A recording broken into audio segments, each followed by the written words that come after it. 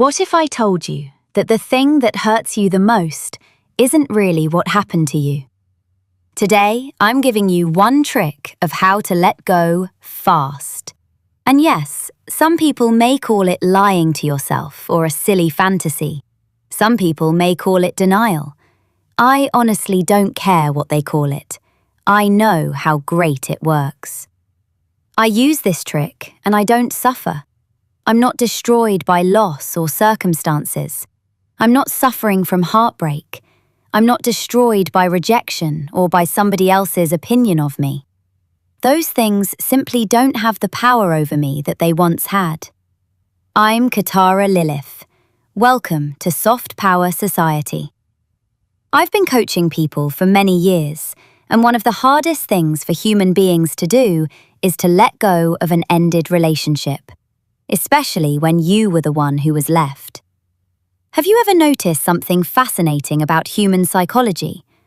Two people can experience the exact same event and walk away with completely different emotional scars, or no scars at all. One woman gets rejected and moves on within a day. Another struggles with it for 10 years. One man loses his business and starts another. Another man never recovers emotionally. The difference is not the event itself. The difference, and the entire trick I'm about to teach you is built on this principle, is the meaning your brain and nervous system attached to this particular event. Now, before I tell you the trick, let's talk about something most people never think about. Every one of us is carrying something. Even if you think you're perfectly fine, life is good and you're smiling, there is always something from your past hiding deep in the background of your nervous system. A grief, a disappointment, a heartbreak, a betrayal, a humiliation. Maybe something that happened years ago that your conscious mind barely remembers anymore, but your body remembers very well. Modern neuroscience, body-based therapies, and various psychobiological models all point toward a similar idea. Emotional experiences don't just disappear because time passed. If an experience creates enough emotional intensity, your brain learns from it. Your nervous system learns from it. Your body learns from it. That's why people feel anxiety and they don't know why. So let's say you're in a wonderful relationship. Your partner is loving, caring, devoted, consistent. He shows up for you. He treats you well. There is no actual evidence that he's being unfaithful, yet somewhere in the back of your mind, there is still fear. Why? Because your nervous system is not responding only to the person standing in front of you. It's responding to a memory. Maybe 20 years ago, somebody betrayed you. Maybe someone cheated. Maybe someone lied. Maybe someone made promises they never intended to keep. The event ended long ago, but the emotional imprint remained. Your brain learned a lesson. It learned that betrayal is possible. And once the brain learns something emotionally significant, it starts looking for it everywhere. That's what the brain does. It predicts, it scans, it searches for patterns. So even though you're now with a completely different person, your nervous system can still react as though the old threat is present. You may become more suspicious. You may overanalyze small changes in behavior. You may need more reassurance. You may feel anxious when they don't answer a text immediately. Not because your current partner is doing something wrong, but because a part of your brain is still trying to protect you from experiencing the same pain again. So your behavior is different than it would have been. People see it, partner sees it, and it may just look like you are insecure. In many ways, the fear of betrayal can become more powerful than betrayal itself, because the actual betrayal happened once, but the fear gets relived hundreds or even thousands of times afterward. And here's something fascinating. If you had never experienced that betrayal, many of your current thoughts and behaviors would be completely different. The possibility might not even occur to you. You wouldn't be searching for signs. You wouldn't be interpreting harmless situations as potential threats. You would simply experience the relationship as it is. This is why two people can date the exact same partner, and have completely different experiences. One person feels secure, the other feels constantly anxious. Not because the relationship is different, but because the meanings and emotional memories they bring into the relationship are different. In other words, we are often reacting less to reality and more to what our nervous system expects reality to become. And that expectation is usually built from old emotional experiences that happened years, sometimes decades ago. The brain is a prediction machine. Its primary job is survival. Every experience you have teaches your brain something about the world. If you were abandoned, your brain learns abandonment. If you were betrayed, your brain learns betrayal. If you were criticized constantly, your brain learns to scan for criticism. Neural pathways begin to form. Think of it like walking through a field of tall grass. The first time, there is no path. The second time, the path becomes easier to see. After years of walking the same route, there is a clear road. Your thoughts work exactly the same way. The more often you think a thought, the stronger the pathway becomes. The more often you feel an emotion, the easier it becomes for your brain to recreate it. That's why sometimes something small happens and suddenly your emotional reaction feels enormous. A text message doesn't arrive, somebody ignores you, a person pulls away, a friend doesn't call back. Objectively, it's a small event, but your nervous system isn't reacting to that event alone. It's reacting to every similar event it has ever connected to it. In reality, you're not feeling today's pain. You're feeling 20 years of accumulated meaning attached to today's pain. And because the body cannot tell the difference between a real threat and a vividly imagined threat, it responds the same way. Your heart rate changes, your cortisol rises, your muscles tighten, your sleep changes, your appetite changes. The body begins preparing for danger even when no danger is present.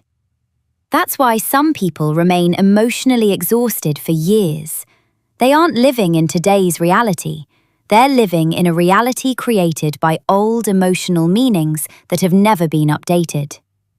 And this is where my trick comes in. Because most people try to heal by revisiting the pain over and over and over again. They analyze it, they discuss it, they replay conversations, they search for closure. They try to understand every detail.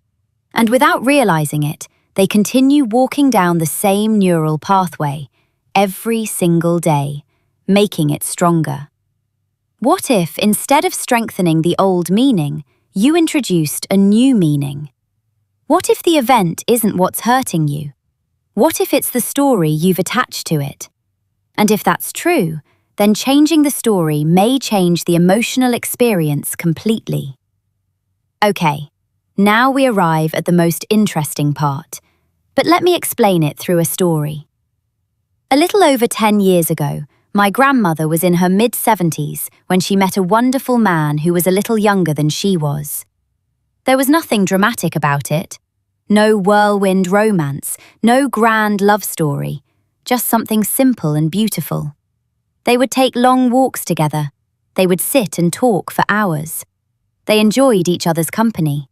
They were becoming close friends and maybe, at that age, something a little more than friends. Then one day he disappeared, completely. No phone call, no explanation, no goodbye, nothing, just gone. And that's when her brain did what all human brains do when there is an information gap. It started filling in the blanks. She replayed their last conversations. She analysed every interaction. She tried to remember whether she had said something wrong. Then she started questioning herself. Maybe I'm too old. Maybe he lost interest. Maybe my grey hair bothered him. Maybe I gained weight. Maybe I'm simply not attractive enough anymore. The human mind is incredibly creative when it comes to creating explanations for pain. Within a matter of days, her nervous system was in complete distress. Her blood pressure was through the roof. She wasn't sleeping properly. It became almost impossible to have a normal conversation with her because every topic somehow circled back to him. Every road led back to the same question. Why did he leave? And more importantly, what does that say about me? One day I called her and said, "I have news." She immediately became alert. I told her that I had spoken to some mutual acquaintances and had learned that he had passed away unexpectedly. Yes, I lied. And before some people rush to judge me, let me explain why this story matters. The moment she heard that information, everything changed. Instantly. Not gradually. Instantly. The self-doubt disappeared. The questioning disappeared. The fear that she wasn't enough disappeared. Her attention shifted away from herself and toward him. Instead of asking, "What's wrong with me?" she started feeling sadness for him, compassion for him, grief for a life that had ended. The event itself had not changed. He was still gone. The loss was still there. But the meaning attached to the loss changed completely. Her nervous system no longer interpreted the situation as rejection. It interpreted it as tragedy. And those are two very different emotional experiences. She was sad for a few weeks. She talked about him. She remembered him fondly. But life moved forward. Here's the remarkable part. For the next 10 years, she never carried around the belief that she wasn't enough. She never spent years wondering what was wrong with her. She never allowed that event to become evidence against her own worth. And that is the lesson. The suffering was never coming from the fact that he disappeared. The suffering was coming from the story her mind created about why he disappeared. The moment the story changed, the suffering changed. That's the power of meaning. That's the power of interpretation. And that's the trick I'm trying to teach you today. If somebody left you, maybe the question isn't, "Why wasn't I enough?" Maybe the better question is, what lesson was this person supposed to teach me? Maybe they taught you boundaries. Maybe they taught you self-respect. Maybe they taught you not to abandon yourself trying to keep somebody else. Maybe they taught you what kind of relationship you never want again. If you lost a business, perhaps it wasn't proof that you're incapable. Perhaps it was an expensive education that prevented an even bigger mistake later. If somebody rejected you, maybe they didn't reject your worth. Maybe they simply weren't capable of recognizing it.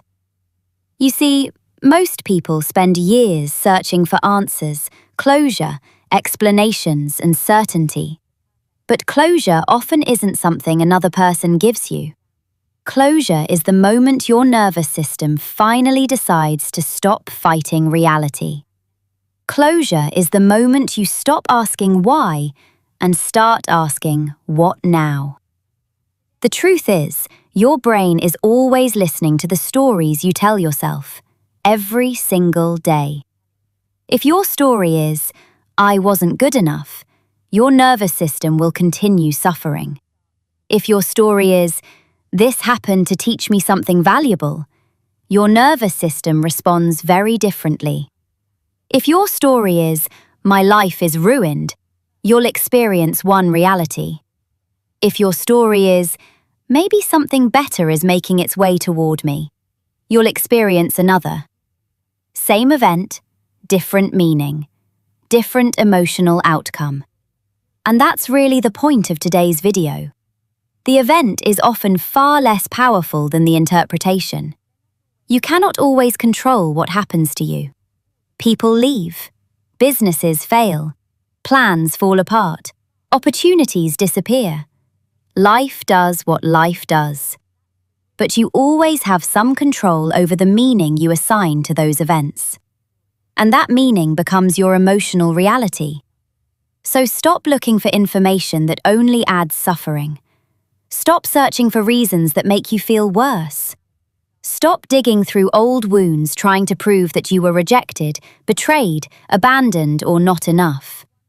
Sometimes peace comes from knowing less, not more. Sometimes healing comes from choosing a better interpretation. And sometimes freedom begins the moment you decide that the story you've been telling yourself is no longer the story you're going to live by. This was always yours, Katara Lilith. Thank you for being here, and I will see you next week at Soft Power Society.